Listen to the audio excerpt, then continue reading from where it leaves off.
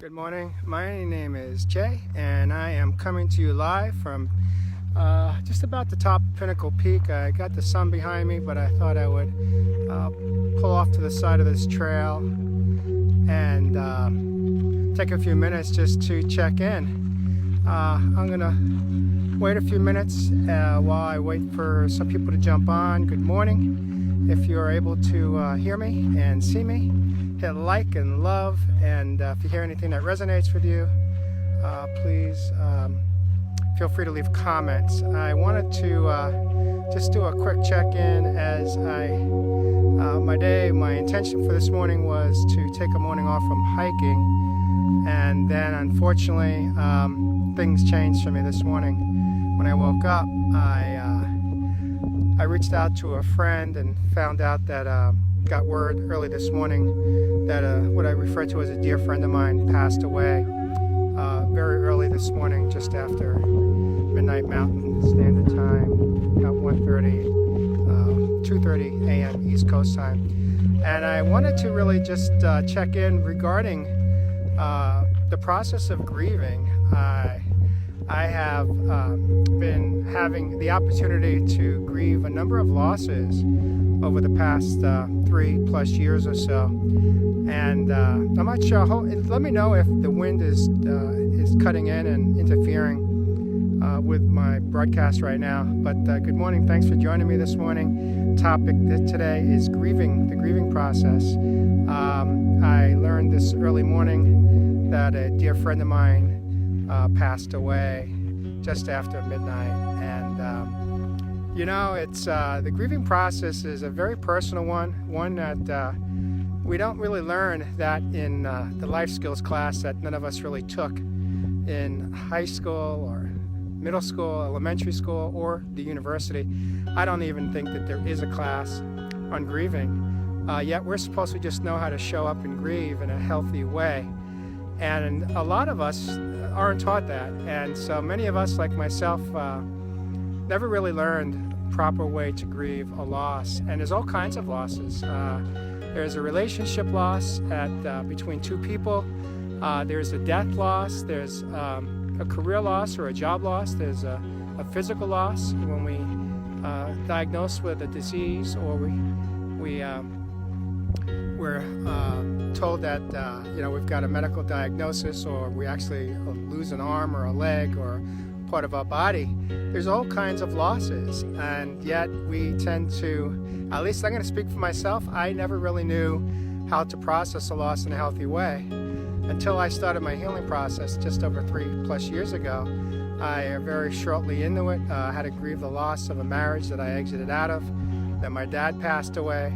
I've had to grieve the loss of for some financial stability. I've had to grieve the loss of a job. I've grieved the loss of some friendships along the way. And today I am at the beginning process of grieving the loss of a dear friend. Simon Gonzalez Jr. passed away this early morning. Simon and I met, I'd say, a short season ago. He touched my life. The moment he opened his mouth and spoke the words, he raised his hand at a 12-step meeting that I attended, and the first time I listened to him speak, I said to myself, this is a man that I need to get to know. I was blown away by his tremendous authenticity, his rawness, his honesty, as he spoke and lit up the room with his energy. And I made a mental note of that, and I ran into him a couple more times in a meeting, and I finally had the courage to go up to him and introduce myself personally after a meeting, and from that conversation we became fast friends very, very quickly.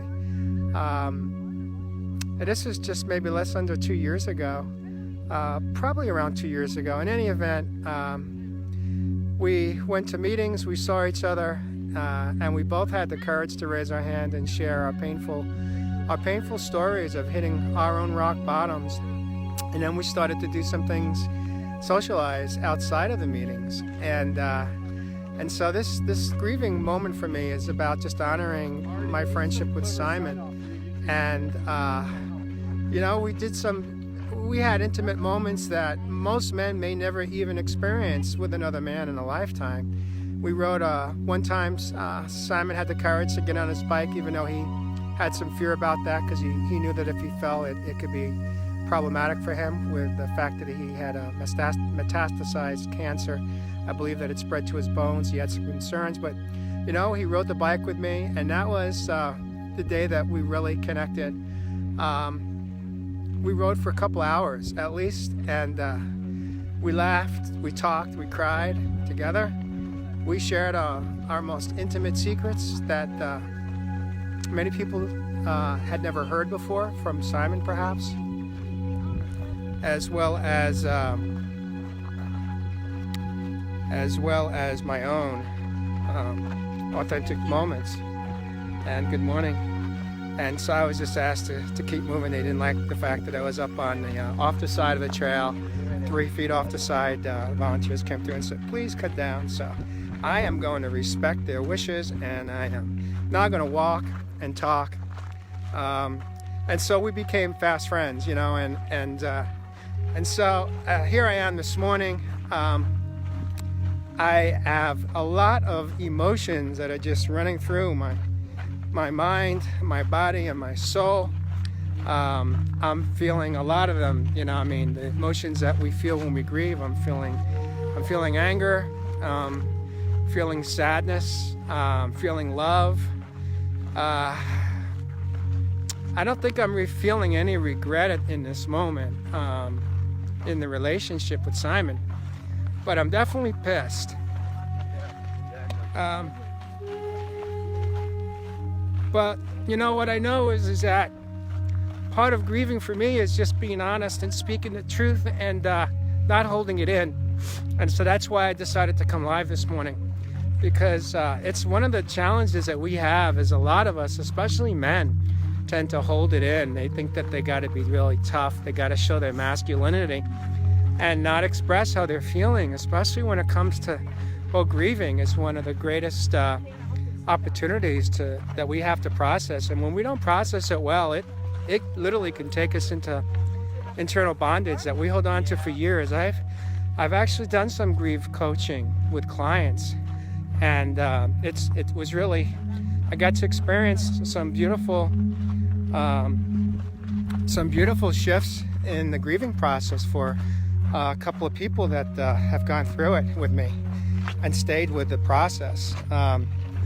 But so here's my truth this morning. At least this is part of what I want to share, is that I'm angry, I'm pissed right now.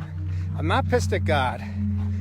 I am not pissed at God, because I truly believe that, at the end of the day, it's God's plan, not Simon's, not mine. When it's his time, the blueprint's been written, it's time to go, it's time to go, no matter what. When a train leaves the station, it's almost impossible to slow it down. But that's not what this message is about. This message is about that we had a deal. It was early on in our friendship that at one point, Simon and I just talked about how open we were about sharing our journey. His journey of battling or fighting cancer, and the journey that I was going through and continue to go through for my health, the health diagnoses and prognoses that I had been given. And what Simon did really well was he had no fear, at least he walked through his fear, if he had any, of coming on Facebook Live and just kind of checking in with his friends and family as he navigated through his healing journey and his battle. And I, on the other hand, had found blogging, writing was how I was able to express myself and what was going on a daily basis, or when I felt inspired to share. And we talked about that because he was so good at having the courage to come on and go Facebook Live. I, on the other hand, was really uncomfortable with using that, the modality of Facebook Live.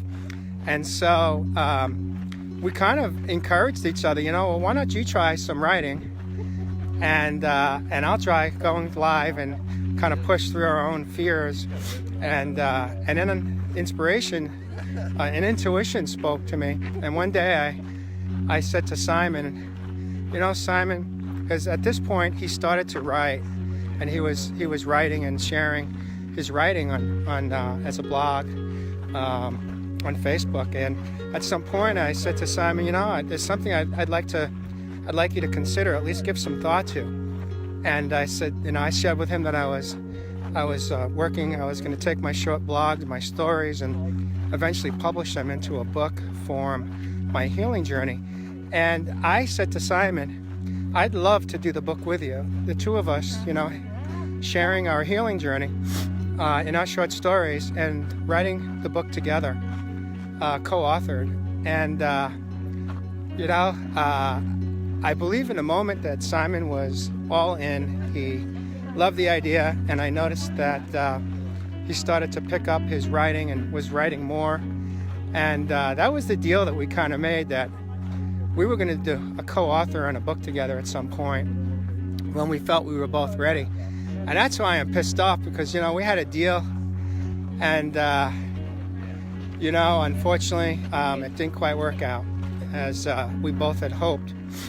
But as I did my hike this morning, I actually, wisdom came from within, and I believe what I'm going to do is I'm going to dedicate a chapter to Simon and write about my friendship and relationship with Simon and honor Simon and my friendship in my book.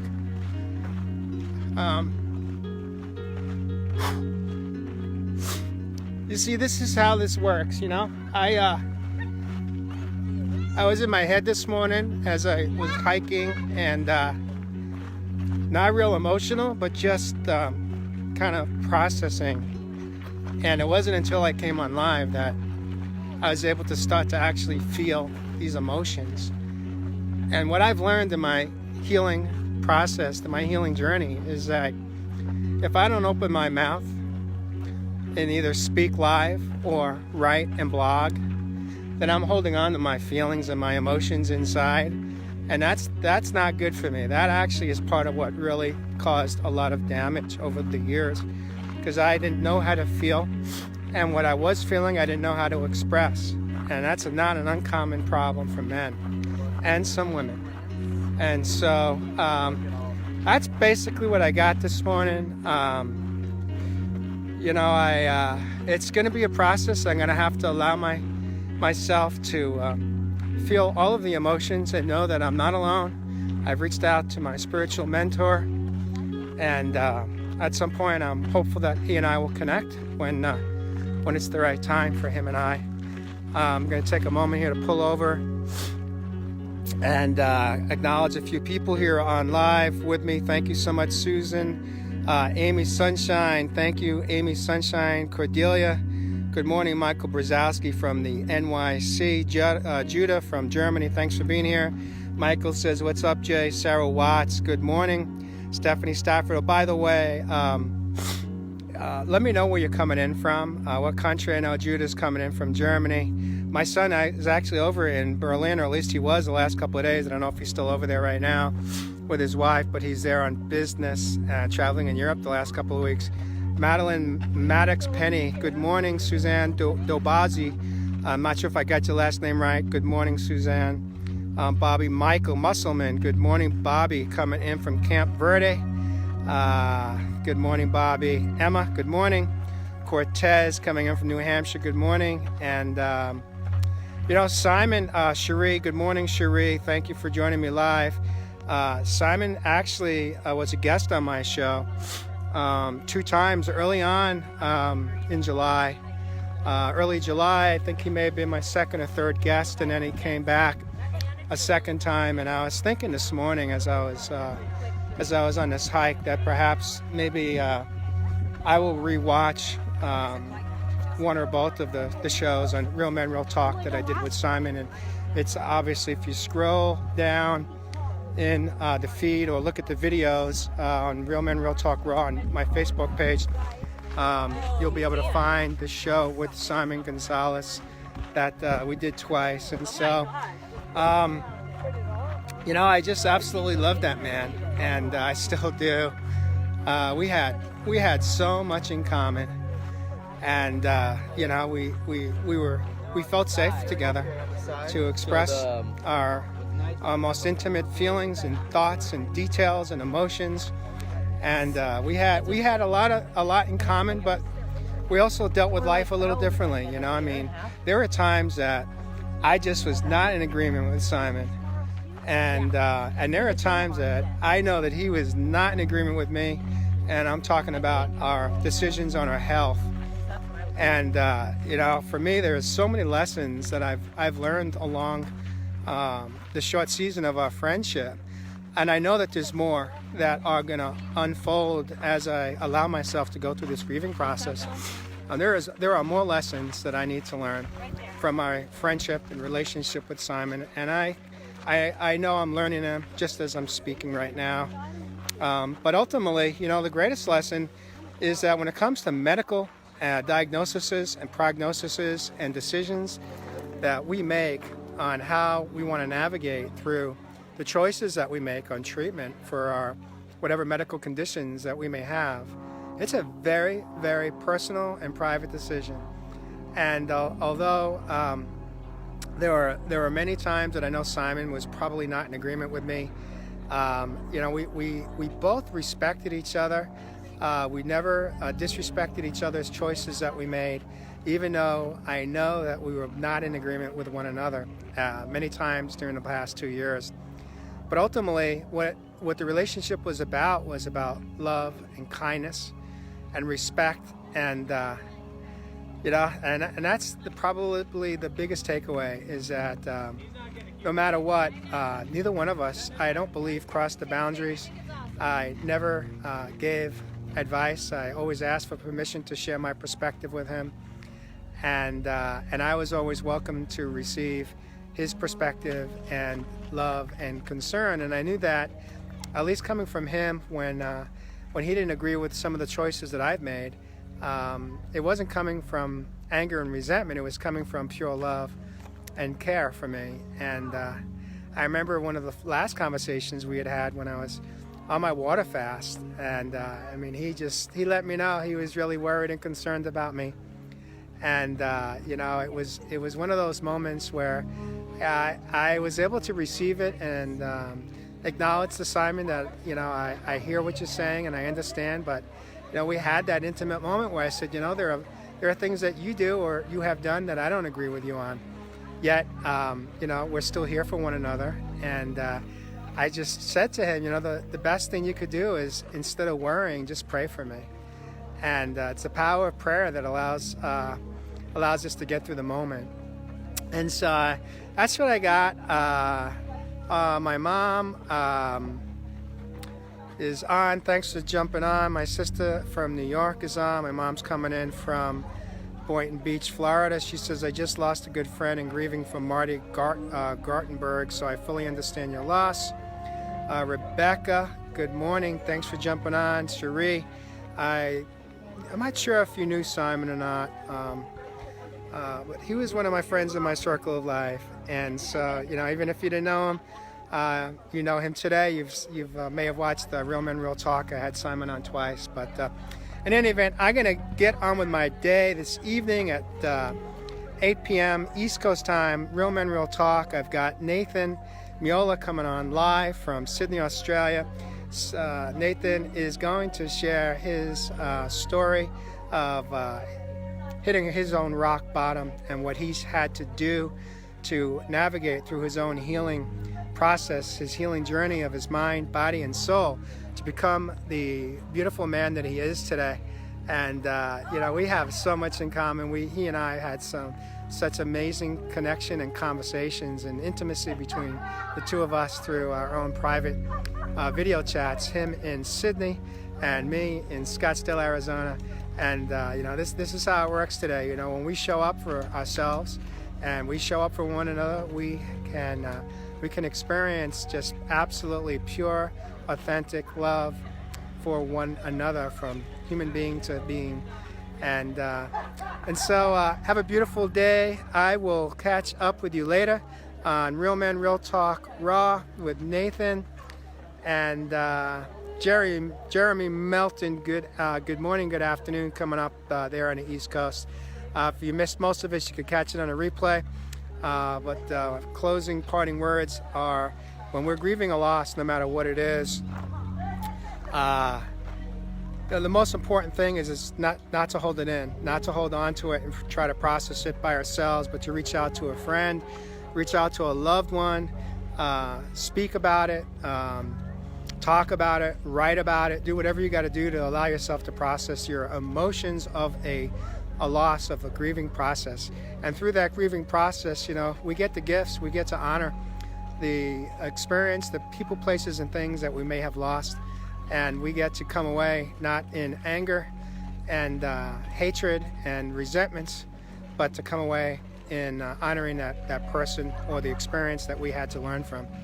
And so have a beautiful day. We will catch up with you later. And I am going to get on with my day here. Take care. And Cortez says he'll be there tonight. Cherise says, I love that sweatshirt. Yes, choose surrender. To me, what this means, this hoodie means, is turning my will and my life over to care of my higher power. Is not having faith in anything but having faith and trust that life is going to turn out exactly as it's intended to turn out between me and my higher power, known for me as God. Take care, and we'll catch up later. Take care. Bye-bye. Love you all. Thanks for joining me live on the day after Thanksgiving. Take care. Bye-bye.